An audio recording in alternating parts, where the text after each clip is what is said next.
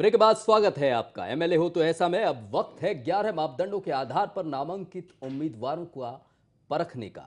जी। तो आपको एक बार फिर बताते हैं कि क्या है हमारे ये 11 मापदंड। आयु, वार्षिक आमदनी, आपराधिक रिकॉर्ड, पहले कोई चुनाव लड़ा है या नहीं, शिक्षा कितनी है, लिंग क्या है, वाहन, हल्के में निवास करते हैं या हल्के से बाहर, ड्राइविंग लाइसेंस है या नहीं, सामाजिक संस्था या राजनीतिक पार्टी में कोई पद है या नहीं, और सबसे महत्वपूर्ण पैमाना है छवि और चरित्र का। ये है वो 11 मापदंड जिनके आधार पर एमएलए हो तो ऐसा कार्यक्रम के तहत उम्मीदवारों को परखा जाता है। अनिल जी लगातार हमारे साथ स्टूडियो में बने हुए हैं, जज हैं और विश्लेषक हैं इस कार्यक्रम के। अनिल जी, अगर बात करें दागी मंत्रियों को लेकर जो कसरत इन दिनों जारी है, ऐसे में इन 11 मापदंडों का औचित्य कितना बढ़ जाता है? जी, अहम सवाल है अनिल जी। सुंदर, टीएन शेषन जब मुख्य चुनाव आयुक्त थे इस देश के, तो उन्होंने बहुत अच्छी पहल शुरू की थी और जो चुनाव से संबंधित संविधान में कानून थे उनको लागू कराने की कोशिश की थी। आप देखिए कि उसके बाद सारी धारा बदली है। हमारे जो 11 मापदंड हैं वो सारे 11 मापदंड ऐसे मापदंड हैं कि जिनकी जो एक एक मापदंड पर अगर हम किसी व्यक्ति को देखते हैं, उसको आंकते हैं, तब लगता है कि हमारा जो नुमाइंदा होना चाहिए, जो हमारा नेता होना चाहिए, ऐसा होना चाहिए। और वो जो 11 मापदंड है वो हर आम आदमी का और ख़ास आदमी का, चाहे वो ड्राइंग रूम से पॉलिटिक्स करता हो, चाहे वो ज़िंदगी के अंतिम छोर पर खड़ा व्यक्ति हो, वो चाहता है कि हमारा एमएलए से होना चाहिए। इस देश की 65% आबादी युवा है जी। और युवा बहुत बड़ा फैक्टर है। और आज के युवा को जो प्रतिनिधि चाहिए वो शिक्षित चाहिए, उसको ऐसा चाहिए जिसकी उम्र ऐसी हो कि जो चीज़ों को समझ सके, जूझ सके, काम कर सके। 80 साल का व्यक्ति वो रिजेक्ट कर देगा और बाकी जनता भी रिजेक्ट कर देगी। और हमारा जो पैमाना है उसमें अपराधी और राजनीति का जो गठजोड़ है वो तभी खत्म होगा जब आपराधिक प्रवृत्ति के लोग नहीं आएंगे। अभी सुप्रीम कोर्ट ने जो एक कानून बनाया, डिसीजन दिया कि 2 साल से अधिक सजा जिसको हो गई वो चुनाव नहीं लड़ेगा, उसमें और भी चीज़ें हैं। अगर करप्शन में किसी को जुर्माना भी लगा है तो वो भी चुनाव नहीं लड़ पाएगा। तो ये जो चीज़ें हैं, भ्रष्टाचार का मुद्दा है, घुन लग रहा है, ये सारी चीज़ें ऐसी हैं कि जो राजनीतिक शुचिता के लिए बहुत ज़रूरी हैं। और हम भी जो 11 मापदंडों की बात कर रहे हैं उसमें आप देखिए कि हम उससे उसकी उम्र भी जानते हैं, उसकी शिक्षा भी जानना चाहते हैं, उसका आपराधिक रिकॉर्ड भी जानना चाहते हैं, और सबसे अहम कि उसकी छवि, उसके बारे में वहाँ के क्षेत्र की जनता की राय क्या है।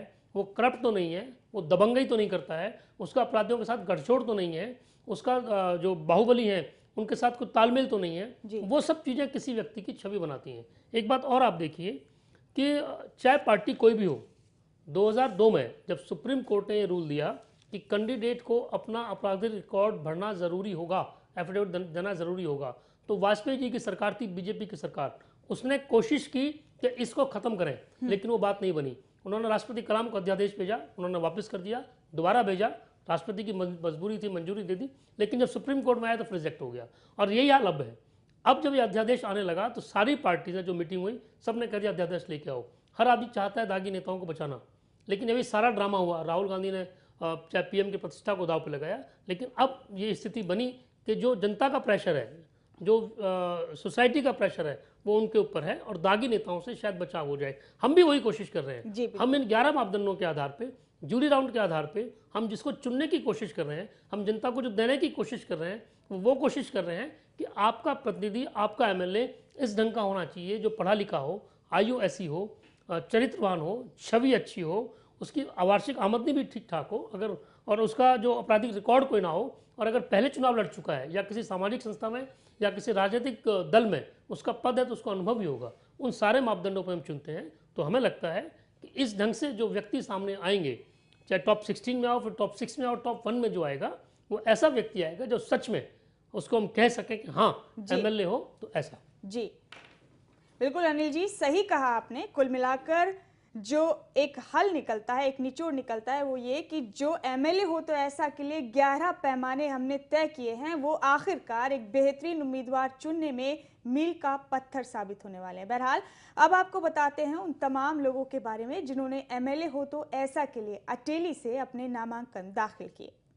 हमारे पास कुल 21 नॉमिनेशन आए हैं, जिन्हें हमने अपने 11 मापदंडों पर परखना है। ये है बलीराम। अटेली हलके के उम्मीदवारों की सूची हम आपको बता रहे हैं जिन्होंने अपने अपने नामांकन दाखिल किए हैं। विजेंद्र यादव एक और उम्मीदवार,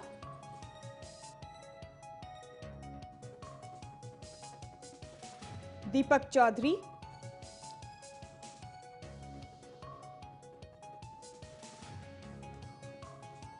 धर्मवीर यादव,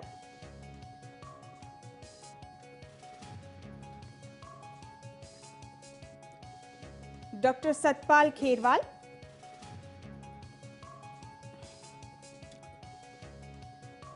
होशियार सिंह,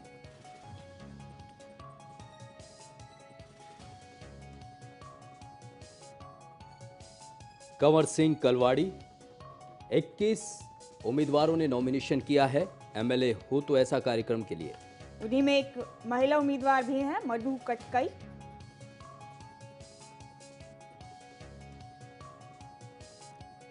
नरेश यादव एक और उम्मीदवार हैं अटेली से।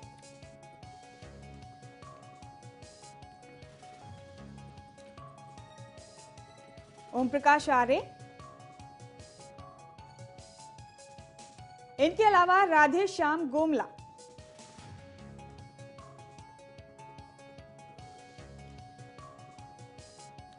राष्ट्रपाल यादव,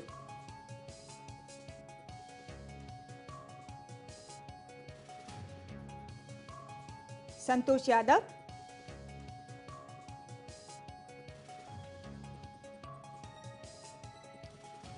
सतपाल सिंह। 21 उम्मीदवारों की सूची बता रहे हैं हम आपको अटेली हलके से एमएलए हो तो ऐसा के लिए। सुभाष सिंह गौड़ एक और उम्मीदवार। देखते हैं इनमें से कौन कौन टॉप 16 में जाएंगे। सुरेंद्र सिंह। 21 उम्मीदवारों ने आवेदन किया है, उनकी सूची हम आपको दिखा रहे हैं। सुरेंद्र यादव,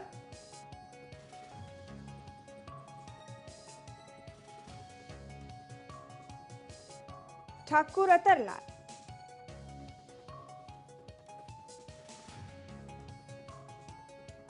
बाबू वेद प्रकाश यादव। अटेली के ये तमाम उम्मीदवार हैं जिन्होंने एमएलए हो तो ऐसा के लिए अपने रजिस्ट्रेशन कराए हैं, अपने अपने नामांकन दाखिल किए हैं। विद्यानंद लांबा,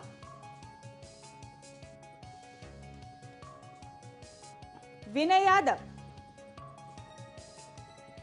और साथ ही अब हम आपको दिखाते हैं कि इनमें से कुछ चुने गए प्रतिभागियों के विचार के आखिर किस आधार पर वो खुद को इस काबिल मानते हैं कि और उनका क्या कहना है एमएलए हो तो ऐसा कार्यक्रम के बारे में। जी पहले भी जनता ने हमें पसंद किया है। यूथ कांग्रेस का मैं अटेली हल्के से बाई इलेक्शन चुनाव के माध्यम से अध्यक्ष बना हूँ और जनता समय समय पे हमारा साथ देती है। हम जनता के बीच में रहते हैं, इसलिए हम समझते हैं कि हम बेहतर उम्मीदवार हैं। 91 से राजनीति में सक्रिय हूँ। पहले गांव का सरपंच बना, फिर बैंक का चेयरमैन बना जो कि 63 गाँव का था, उसमें मैं जीता और पिछला विधानसभा का चुनाव लड़ा। मैं हर आदमी के दुख सुख में मैं यहाँ शरीक रहता हूँ और आम आदमी की भावना ये थी अगर मैं इनको वोट दूँ, क्योंकि 30,000 हल्के के 30,000 लोगों ने मेरे को रिटर्न रिक्वेस्ट किया है कि भाई आप एमएलए का इलेक्शन लड़ो, इसलिए मैं बेहतर उम्मीदवार हूँ। अब मैं पढ़ा लिखा हूँ, समाज से जुड़ा हुआ हूँ, मुझे लगता है कि मैं हल्के की बेहतर सेवा कर सकता हूँ। कि मैंने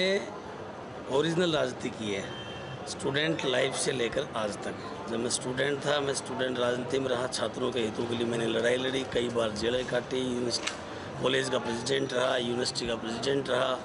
मैंने अनेक बार ब्लड डोनेशन कैंप लगाए, सामाजिक लड़ाई लड़ी, किसानों के आंदोलन की लड़ाई लड़ी, अनेक बार लोगों की मांगों को लेकर के, पानी की मांग को लेकर पद यात्रा निकाली, रथ यात्रा निकाली। बचपन से ही सामाजिक सेवा में हूँ। जब मैं 8वीं क्लास में था तब से समाज सेवा में जुड़ गया था और मुझे लगता है जब मैं काम करता हूँ तो मन के साथ करता हूँ और लोगों से मेरा काफ़ी जुड़ाव है। आज भी क्षेत्र की जनता के बीच में मैं हमेशा रहता हूँ, इसलिए मुझे लगता है कि क्षेत्र की जनता मुझे चुनेगी।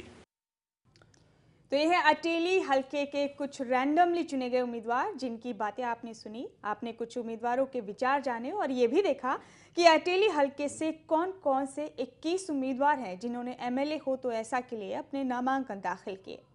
इन 21 नामांकनों में से हमने पहली स्क्रीनिंग में 10 मापदंडों के आधार पर टॉप 16 यानी सुपर 16 उम्मीदवारों का चयन किया है। आइए जानते हैं इनमें से किसे कितने नंबर मिले हैं 10 मापदंडों के आधार पर। ये है बलीराम का स्कोर कार्ड। आप अपने स्क्रीन पर देख पा रहे हैं। लिंग, आयु, शिक्षा, हल्के में निवास, वाहन, लाइसेंस जैसे 10 पैमानों पर इन्होंने कुल 58 अंक हासिल किए हैं।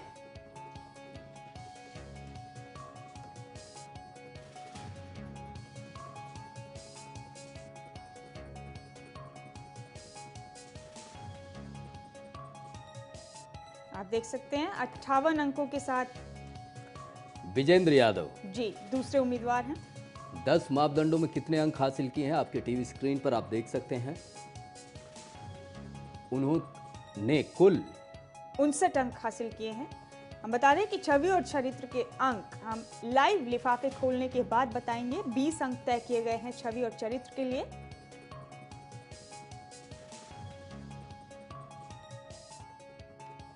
दीपक चौधरी का स्कोर कार्ड आप देख रहे हैं। 10 मापदंडों में उन्होंने कितने अंक हासिल किए हैं। शिक्षा के लिए उन्हें 9 अंक मिले हैं। वार्षिक आय के लिए, राजनीतिक पद के लिए 6 अंक हासिल किए हैं और कुल उनके अंकों का जो जोड़ है वो 56 बैठता है। जी बिल्कुल। और छवि और चरित्र का जो 11वां पैमाना है वो तय करेगा कि आखिर इनमें से कौन कौन जाएगा टॉप 6 में। और ये हैं धर्मवीर यादव। आयु में 9 अंक ले रहे हैं, शिक्षा में 8 ले रहे हैं, हल्के में निवास पर भी इन्हें मिलते हैं 5 अंक और इस तरह से वार्षिक आय के भी 9 अंक समेत कुल 59 अंक लेकर ये भी हैं सुपर 16 में।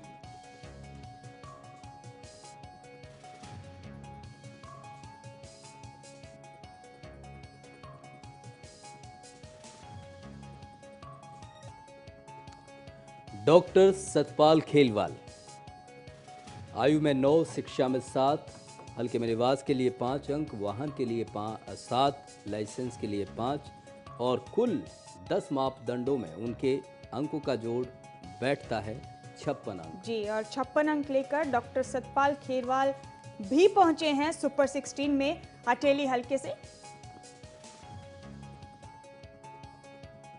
होशियार सिंह, एक और उम्मीदवार जिनका स्कोर कार्ड आप देख रहे हैं। आयु, शिक्षा, वाहन, वार्षिक आय में 7 अंक लेकर 57 अंक कुल हासिल किए हैं उन्होंने। होशियार सिंह 10 मापदंडों में 57 अंक हासिल कर पाए हैं। टॉप 16 में जगह बनाने में वो भी कामयाब हुए हैं। देखते हैं कंवर सिंह कलवाड़ी, इन्होंने कितने कुल अंक लिए हैं 10 पैमानों में, जिनके आधार पर ये पहुंचे हैं सुपर 16 में। आयु में 7, वाहन में 7, राजनीतिक पद में 9, पूर्व चुनाव में भी 9, 64 अंक लिए इन्होंने कुल। कलवाड़ी जी का स्कोर कार्ड देख रहे हैं आप। 64 अंक हासिल किए हैं उन्होंने, टॉप 16 में जगह बनाई है।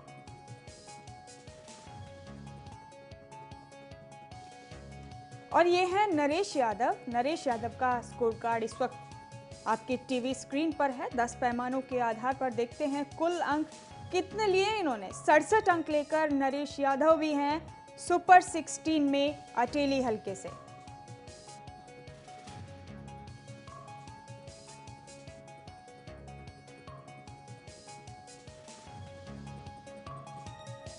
और हमारी खास पेशकश में एक छोटे से ब्रेक के लिए रुक रहे हैं, लेकिन जब ब्रेक से लौटेंगे तो आपको बताएंगे कि कौन वो उम्मीदवार हैं जो टॉप 6 में जगह बनाने में कामयाब हो पाएंगे। एक छोटे से ब्रेक के लिए जा रहे हैं।